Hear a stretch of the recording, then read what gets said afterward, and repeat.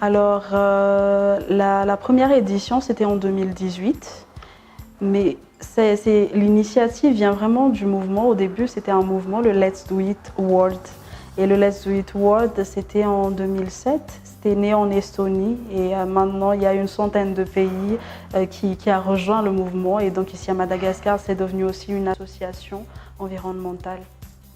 Alors, la journée de nettoyage, c'est vraiment pour engager la population, la jeunesse malagasse dans l'action pour protéger l'environnement.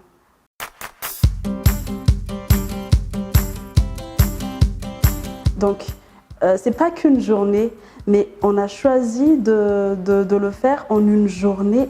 C'est pas juste une question de nettoyage en un jour, mais il a fallu choisir une journée où tout le monde, symboliquement, se montre engagé justement dans la protection de l'environnement. C'est pour plus d'impact, pour voir quels sont les jeunes qui sont engagés dans cette guerre contre les déchets, je dirais.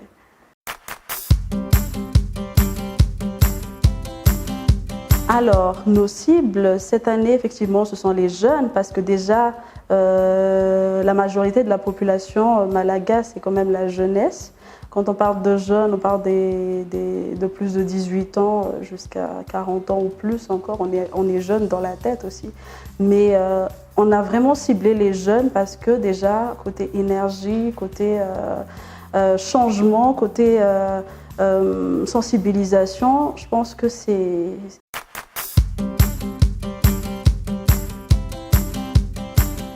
Oui, malheureusement, c'est une triste réalité. Tana est la ville la plus sale de l'Afrique, la première ville la plus sale de l'Afrique et troisième ville la plus sale du monde. Donc nous, ce que nous avons partagé durant le focus group, c'était que déjà, c'est bien de nettoyer, mais après, il faut savoir, pour sensibiliser les gens, il faut leur expliquer que la meilleure façon de lutter contre les déchets, c'est déjà de ne pas générer de déchets. On peut réduire chacun à notre niveau nos déchets, dans nos maisons, dans la famille et tout. Moi, j'utilisais les plastiques, je ne dis pas ne pas utiliser parce que c'est un peu partout, mais plus prioriser ceux qui sont à multi-usage, pas à usage unique. Et aussi, c'est vraiment de travailler avec ces associations ou entreprises qui œuvrent dans le recyclage. Parce que finalement, si on va nettoyer aujourd'hui, on va les mettre dans les bacs à ordures, après ça va revenir dans l'environnement. Parce que ce n'est pas non plus couvert, ça va revenir dans l'environnement. Et donc ce serait triste de gaspiller autant d'énergie pour finalement que les déchets soient encore déversés dans l'environnement.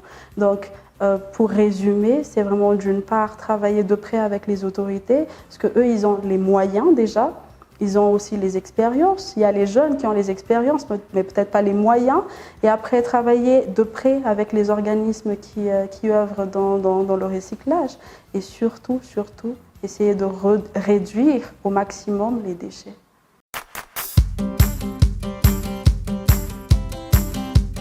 Alors, le thématique, c'est les jeunes malagasy engagés à Madagascar sans déchets.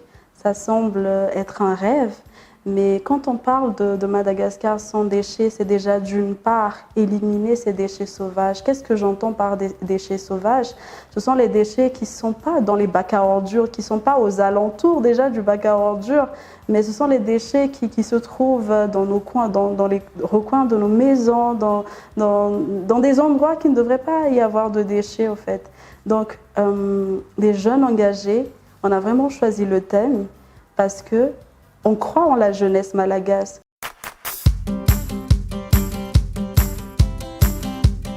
Alors déjà, cette année-ci, on a vraiment discuté avec beaucoup d'associations, on a vraiment travaillé le fond du problème. D'ailleurs, c'est pour ça qu'on a fait le focus group. On a discuté avec, c'est pas juste les idées de Let's Do It Madagascar, mais les idées de toutes les associations qui ont participé, qui se sont mobilisées pour participer au nettoyage.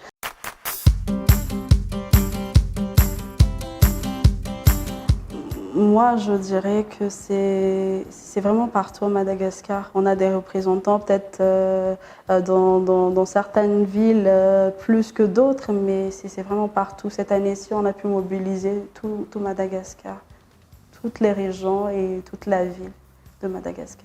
Alors, côté partenariat, on a vraiment priorisé le partenariat avec le ministère de l'Environnement et du Développement. Et donc, on travaille vraiment de près avec eux. D'ailleurs, c'est eux qui vont parrainer le mouvement cette année-ci.